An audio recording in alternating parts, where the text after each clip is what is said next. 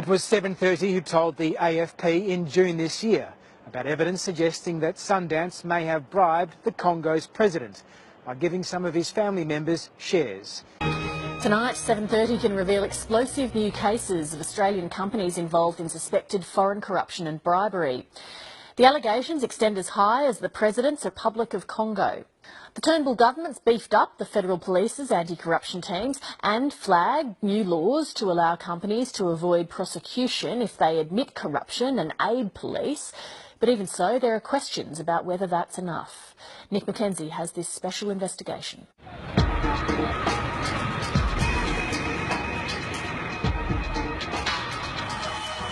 In July 2006, two men working for the ASX-listed Australian mining company Sundance Ressources travelled to the capital of the Republic of Congo on a secret mission.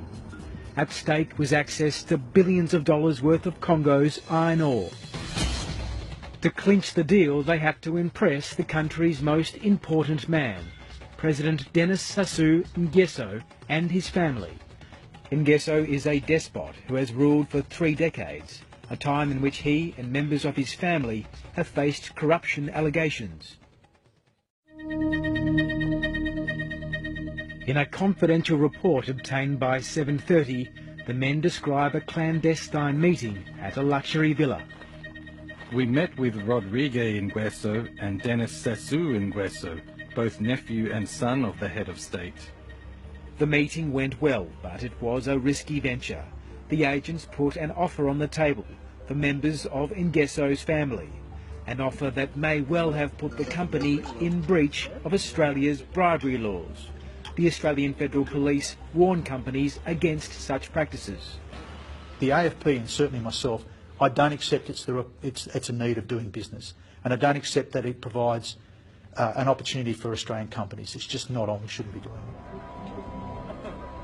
The Sundance agents' report obtained by 7:30 reveals the agents offered President NGUESSO's son and nephew shares in a Sundance-controlled Congo mining company.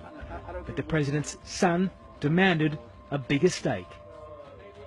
Dénis SASSOU NGUESSO was delighted by the project, but clearly had a problem with the shareholder standing that was proposed to the Congolese side in this deal. It's just public knowledge and well known, both in the business community and the political community, that corruption is a huge problem, going right up to the top of the government. So they must have been well aware of the corruption risks. The Sundance documents show that in 2006 and 7, senior Sundance figures in Australia and Africa brokered share deals benefiting the president's son and nephew to the tune of millions of dollars. The Congo Party will be issued 15 million SDL shares upon granted exclusive permits over the exploration areas to Congo Iron.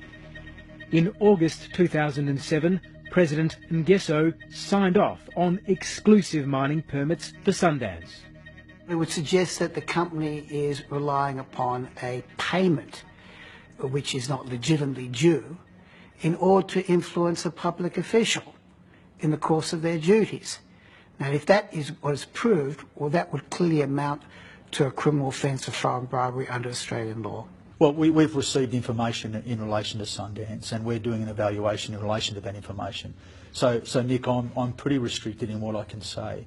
But you know, like anything, like all the investigations I've spoken about, the AFP takes these allegations very seriously. It was 7:30 who told the AFP in June this year about evidence suggesting that Sundance may have bribed the Congo's president by giving some of his family members shares. 10 years after that share deal, Sundance is still seeking finance, hoping to build its Congo mine. In response to these claims, the company told 7:30 today it was launching an independent inquiry. Activists are demanding answers. Most people in Congo would say that there is no rule of law and there is impunity, including for corrupt behaviour. Sarah Wicks started investigating Dénis NGUESSO Jr.'s offshore spending habits in 2005. There is actually an open investigation alleging that the President and his family had benefited from misappropriating a large part of the country's oil revenues. Her report was publicly available when Sundance wanted the president's backing for its mine project. That report by Nick McKenzie.